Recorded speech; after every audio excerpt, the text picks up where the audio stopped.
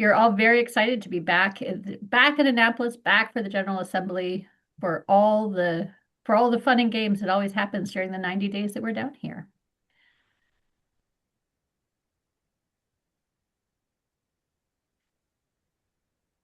And I guess we'll get started as people continue to come in. Hello and welcome to for our Friday Digest series, the first one for session 2026. My name is Kristen Harbison. I'm the political director for Maryland LCB. And your presence here speaks to the power of our community and to your commitment to the environmental causes that affect all of us. Our goal, as always, with these Friday Digests is to provide you with the information, tools, and resources you need to be an informed and active advocate. We want the agenda to these meetings to be driven by your interests and needs, though. So please let us know what you want to hear. The easiest way to provide this information is to fill out the survey you'll receive at the end of the session. And again, as you join, please type your name into the chat and tell us where you're joining from. As we move through the half hour we have today, also please type your questions and comments into the Q&A or into the chat box, and we'll get to as many of them as we can. The 2026 legislative session began last week, and Annapolis was bustling with legislators and advocates kicking off the 90-day session. On opening day, we partnered with our statewide environmental partners to host an opening day reception, and we were joined by Governor Moore himself, who said a few words to us that you can check out on our Facebook and Instagram. And today, we'll be doing a deep dive into Maryland's state budget, which was released on Wednesday by the Moore administration. As we get into this shortly, the conversation has been on the front of everyone's mind, and we're facing another budget shortfall. And we need to know, what does this mean for Maryland's environment? And joining us today are two guests that will help us answer this question. I am pleased to introduce my good friends and frequent guest, Eric Galley, who's one of the savviest budget experts outside of the legislature, and then my very good friend, Matt Stegman from the Chesapeake Bay Foundation, who previously spent 5 years as senior staff to the House Appropriations Committee. Both of our experts have started to review the state budget, which is an impressive and difficult undertaking, considering you have to measure the length of the budget by the volume number and not the page number. Our discussion will focus on key aspects of the state budget, particularly as it relates to the Maryland's environmental sustainability and pollution reduction goals, which is especially relevant as all the environmental departments together. If you take MDE, Maryland Department of the Environment, Maryland Department of Agriculture, Department of Natural Resources, and the Maryland Energy Administration, in total, it amounts to less than 1.5% of the state's budget. We'll answer your questions at the end, so please type any questions into Zoom's Q&A box while we're presenting. And with that, I'm delighted to welcome Eric and Matt.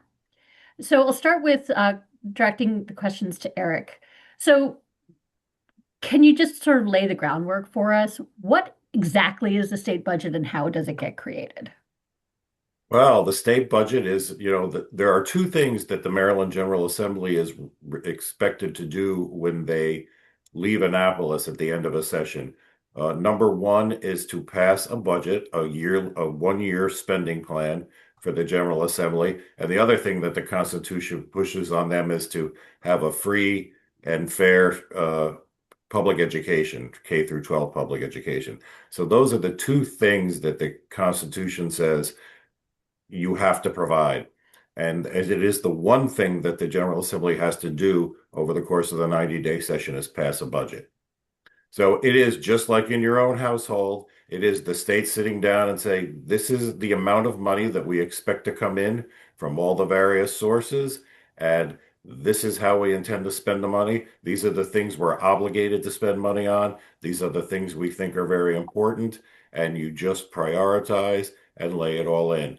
And the Maryland Constitution requires that that budget, like almost all of the states, unlike the feds, they're required to pass a truly balanced budget. What goes out cannot be more than what comes in. So Yeah, that's good context to know. So at the end of the year, we will all walk away. We'll walk away with a balanced budget, and that is the constitutional mandate of the General Assembly. So are there any big changes in this budget compared to last year or anything that we should be looking forward to? Well, this budget, the unfortunately, through really because of inflation on some of the things that the state spends a lot of money on. Unfortunately, the General Assembly and the governor have to erase a $1.5 billion deficit, which was unexpected for this year. So the governor has put in his budget, and we're going to talk about it, and he has tackled that $1.5 billion. So there have been some cuts to programs. I think most people would agree it was done as fairly and as balanced as you can cut $1.5 billion from a budget. So So. can you go into a little bit? So I know that you've spent you you rehearse for the budget review every year to identify to figure out like an athlete preparing for a critical Olympic style match. So what are your big takeaways about the environmental budget and how things have been how does this budget look for us? Well, most of the budget items are required expenditures from special funds. So the easiest way to look at it is how much did they take from those funds off the top to balance the budget? And there's just a couple of top sale numbers. The biggest one, of course, is the Strategic Energy Investment Fund. They are taking $292 million to balance the budget. And in a lot of cases, they're moving that money to other programs, and then they're taking the money from those other programs and throwing them in to balance the budget. The other major item is it was agreed upon last year, but it still is a taking. They took $25 million from the land preservation programs that get funded through the state's transfer tax when you sell and transfer property. So those are the two bigger ones. There were other maneuvers as well, but those are the two actual takings where we'll be down money that would normally have been in the programs. So, and just so that people understand again the sort of some of the process of the big picture process of what we're talking about. So, the governor introduced the bill, the his proposed budget. What happens, like, so on a And big picture, what happens now? Oh, Chris, I was just going to add, I know we have it up on the screen here, but I think it's really, really important for folks to conceptualize that the budget is different than a lot of the legislation that we talk about in that it is actually three different parts. Yeah, that's a You good have point. your operating budget, which is like your year-to-year spending, capital, which is, acquiring property, acquiring equipment, things that have that like longer term life. And then the Budget Reconciliation and Financing Act, or BRFA. And the BRFA bills are really where a lot of the kind of crazy stuff that we talk, or the, tricky stuff that we talk about in the budget comes into play because while every bill in Annapolis has to comply with a single subject rule. Like one bill is about one thing. The thing that the BRFA bill is about is balancing past, present, and future budgets. So it can touch on literally anything, and it can have impacts that are felt even sometimes in the current budget year, and then certainly for years to come. So it's a little bit different from that procedural aspect, and something that's really important to keep in mind as we're talking about some of these different pots of money and different programs.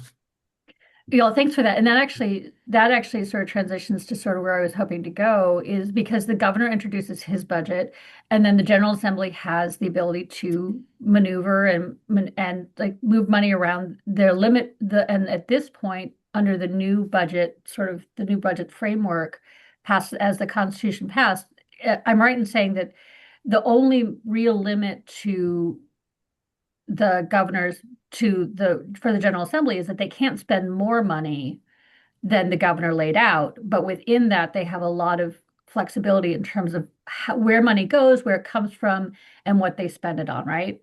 And that's power that they've newly granted themselves a few years ago. There used to be very little power to move things around, Right. but they did pass a constitutional amendment. It was on the ballot, and it says that they can pretty much do anything as long as the total amount of the operating budget matches what the governor did. Now, the capital budget doesn't apply. Those rules don't apply. They have a lot more leeway there. But we're predominantly talking about the operating budget. And so Right. now And they have that. and they passed the law to give it to themselves, but the voters Went to ballot. overwhelmingly supported and gave this power to the General Assembly to give the people's representatives a little bit more sway. But so Matt, going to you, Sure. you, as I mentioned in the interview, and you and I worked together for a number of Yeah. years, including my 1 year in the first of your 5 years as staff for the Appropriations Committee under the chairman Maggie McIntosh. Yeah. Is there anything, so drawing from your experience, is there anything that you can offer about sort of what people should know about how these decisions are being made by the committee as they're considering it?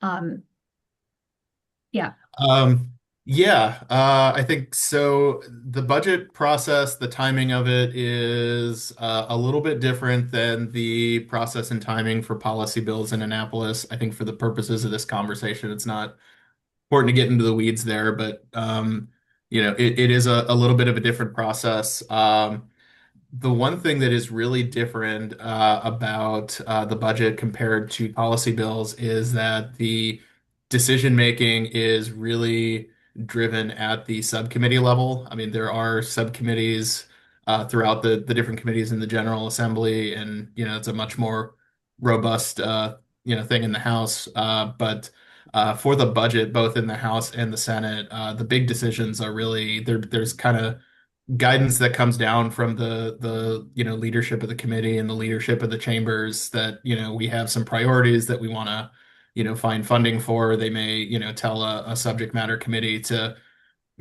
give a range of options that add up to a certain dollar figure for other priorities that the General Assembly might have, but the decisions are really they're ratified at the full committee level, but they really are in those small subcommittees. So with that, there's, going into, so following up on that, what are and again, the budget is Mhm. different. Working in the budget, Yeah, working in the budget, it's just a different sort of framework yeah, from what I think a lot of us are Yeah. used to in policy advocacy, where we're much more familiar, I think, with the rhythm of how things pass and where to engage. What is the most effective way to engage with appropriators in the House and the Senate? yeah. Well, just like any other bill, it is important to make sure that you're making your voice heard. A lot of times, if you're not calling, emailing, visiting your legislator's office and talking to your members, that it's assumed that you're okay, that you're not that you don't have a problem with or have a concern with what is in the budget. So it's important to, make sure that you're doing that same kind of advocacy, doing those same kind of touches that you would if you were advocating for a policy change. I think the biggest difference is, again, just the audience. Like I said, the real like fine grain level decision making really does happen at the subcommittee level. So that is an important place to focus, but you still want to be pushing those priorities in general. And one thing I would just say, this is true for pretty much any legislation in Annapolis, but especially on budget matters where a lot of folks just aren't used to or don't engage. It is a surprisingly small number of people that are necessary to get a concern on a legislator's radar. Kristen, you remember from our time working together, if we got 5 to 10 emails about something from folks in the chair's district, it may not necessarily spur action, but it would definitely spur a response, and it would be an issue that was then, on the radar. So it really, again, especially in the budget context where there's just fewer people engaged, really important to make sure that if there's things that you feel strongly about, that you're getting your voice out there. So one of the questions I was going to ask is how important is it for the budget committees to hear from members, from Marylanders about the importance? And you're saying it's really important. Is there a way that people should be, is there something, a trick to finding out which budget items are going to be covered at which hearing times? Yeah, so one of the things that is a challenge with budget advocacy, again, like a policy bill, you have a hearing date set, and everybody who's for and against it shows up, and you know exactly or more or less what the arguments are going to be and what everybody's going to say. For a budget bill, the General Assembly gets the budget from the governor and they turn it over to the Department of Legislative Services and they ask their experts there to take a look at it, make some recommendations. They may give them, some more specific guidance, like give us a range of options for things that we can cut or programs that aren't working the way that they ought to, or things that we ought to ask the agency for more information about. But those analyses from the Department of Legislative Services that are really, really important for the subcommittee's decision making, we usually don't get a chance to see those until right around or sometimes even after the deadlines to sign up for public testimony. So if there is a something that you are concerned about, even if you look at the budget as it's been submitted by the governor and you're like, this looks great, you still want to make sure that you're at least, getting your voice out there and saying, like, I want you to know that I think this looks great exactly the way that it is. Because they may get advice from the Department of Legislative Services that says, as we dig deeper into this, we want to move money from one project to something else or one agency to something else.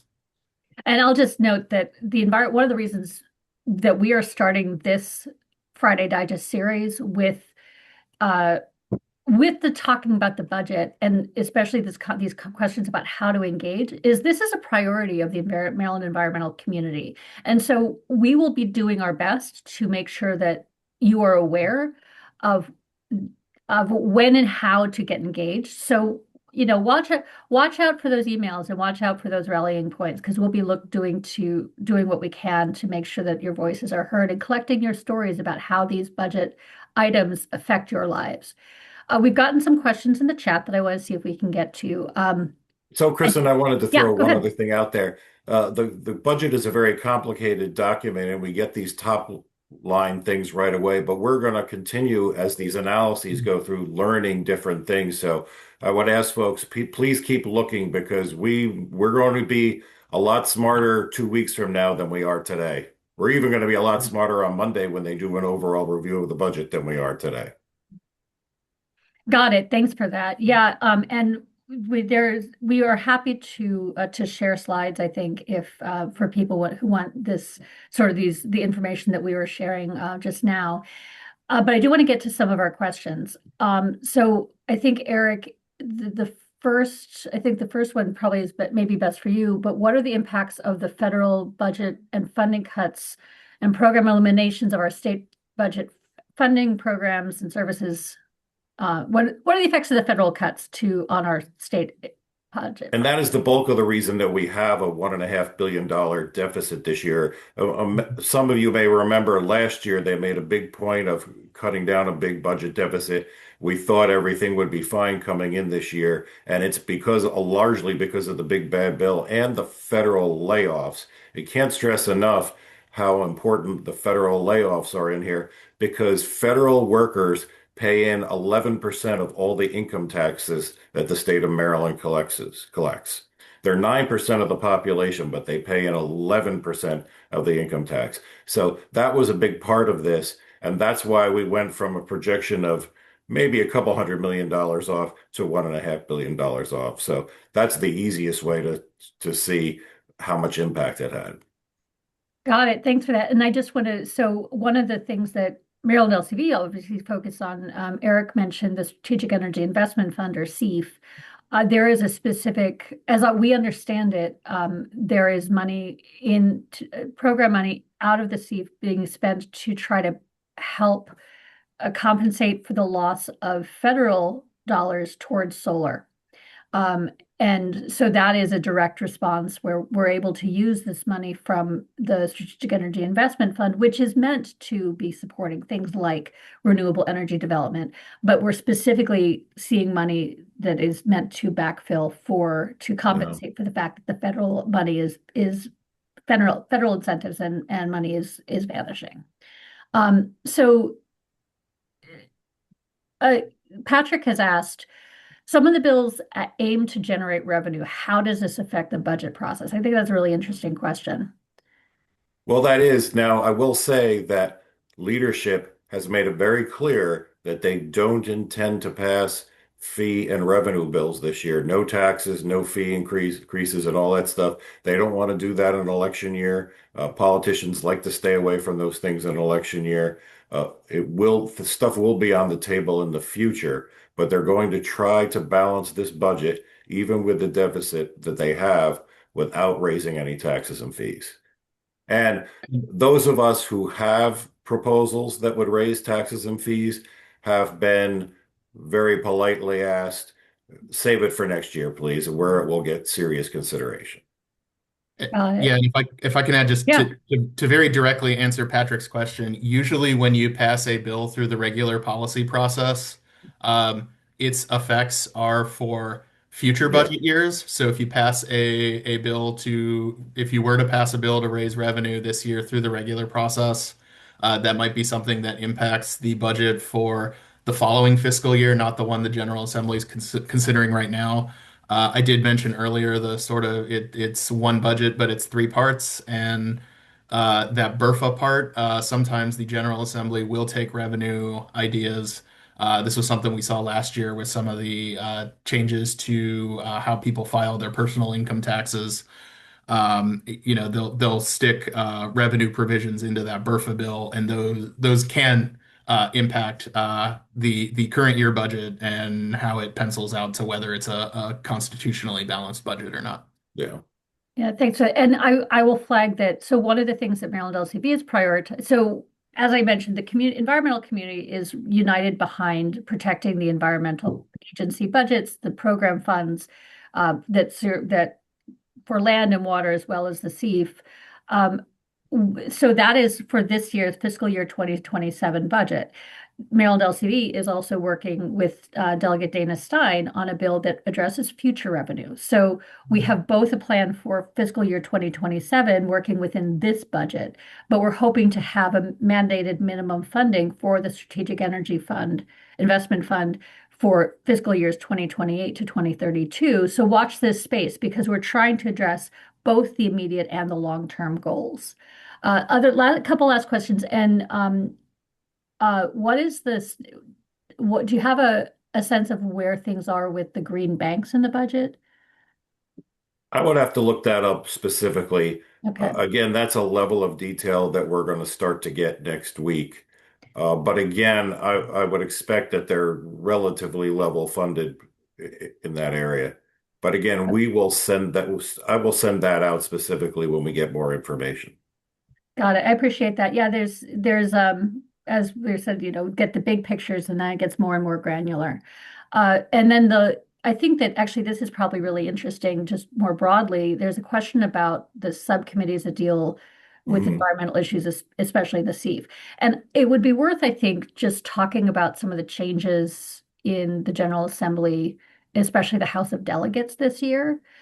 Do either one of you sort of want to give an overview of the changes and how that affects sort of the work that we're doing this year? This is not a question you were prepared for, but I'm asking it anyway. Sure. Well, we have a new speaker, Jocelyn Pena-Melnick, and she has made it very clear that she intends to be more active in the budget, and she intends for leadership to be very active in the budget and to support the budget committees, in her mind, more than they have in the past.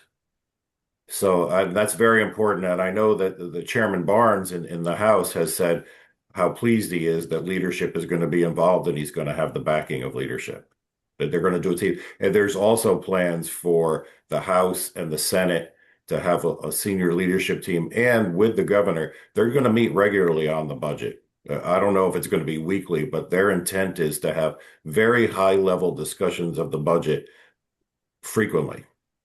Got it. One of the things I think that happened last year, and is there's been questions about state agency and the staffing of the agencies. Is there any discussion about in this budget about furloughs for state employees or hiring freezes? Not at the moment. And again, it's a complicated process, but there will be a new estimate of how much money is going to come into the state in March. and everybody will be watching that estimate, just like with our own income. When you have your personal budget, you wonder how much money is going to come in each year. And if that doesn't change dramatically, there isn't a plan to do any furloughs or cutbacks. Got So it. as long as the economy stays very stable and they view by mid-March that they've factored in anything and there aren't any surprises, there is no plan. The caveat that leadership makes is take a look at the March revenue estimates and that you'll know everything you need to know from that. So what I'm hearing is watch this space. You'll be watching it closely. You'll be keeping us informed, and we'll be doing our best to make sure everybody else is informed about what's happening and what they should be doing. Yes. Um, so and I've mentioned a couple times the environmental community is working together to defend all of the environmental budgets. Matt, you've been leading a lot of that efforts. Do you want to talk a little bit about what we're hoping for from our advocates about Um, for advocacy? Yeah. So I think the budget is something that has always been important to the environmental community, but it's largely, been, hey, here are the cool policies that we want to put forward. And then, we also like we care about the budget. But, there's very few legislators in Annapolis who, are out loudly, proudly saying like, "Hey, I think we do too much for the environment." So usually it's been a situation where, unless things were really, really dire, we weren't the place that they were looking to make cuts. And of course, last year we were in a situation where things were really, really dire and everything was on the table. And when that happened, one of the things that we looked around and saw was, there's been a lot of change in the General Assembly over the last term or two. And a lot of the folks who have really been our historic Bay champions, folks like Maggie McIntosh, who Kristen and I both had the pleasure to work with, just had moved out of those leadership roles, and they had a lot of historical knowledge about the importance and efficacy of the agencies and programs we really care about.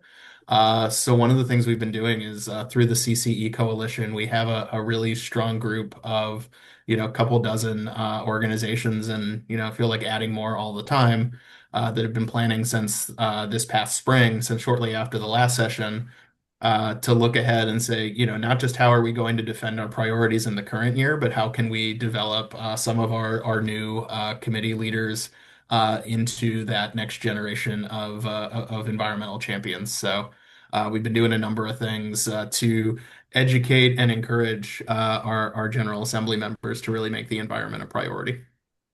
Well, that I think is a really great way to end this call. I want to thank you both so much for joining us, for your insight onto the budget, and for obviously your partnership and leadership on these issues. And to our audience, thank you all for joining us, and for your support in our work. If you have questions that weren't answered today, you can always send them to us by email, and one of our team will get back to you. I'm happy to, if you have questions for Matt and Eric, I'm happy to, if you send it to us, we'll send it to them. The and before you leave, we do have a few upcoming events we'd like to make sure you know about. First coming up is on the 28th, next Wednesday, is the annual environmental summit where we'll be talking about the community priorities, including the budget. And there's information on that will be in the link. Please join us. It's a really important time to hear from our leaders, to learn more about the community priorities. And just so you know, we are watching the weather, and we'll be making a call about whether to move it virtually or staying in the Senate, where we're very excited to be back in the Senate office building. And so that's on Wednesday, the 28th, but very excited to say that next Friday, we'll be hosting our digest with a special guest of the new Speaker of the House of Delegates, Jocelyn Pena-Melnick. So we're very excited to welcome her to. Excuse me, are you saying she's more important than Matt and I? I would never say such things. I'm just saying, Kristen well, won't you know say it, what? but I will say it. Right. So we're very excited to have her join. She's as the new Speaker of the House, and we are also so please, after the I mentioned after the environmental summit, we're hosting a green drinks event at Galway Bay, so you can continue the conversation with that. And just to wrap up, please fill out our short 5-question survey, which should be in the chat now. And again, thank you, Matt, thank you, Eric, for joining us, for your expertise and leadership. And to audience members for joining us, for your advocacy, for your questions, and we'll look forward to seeing you again soon. Thank you so much. Thanks, everybody.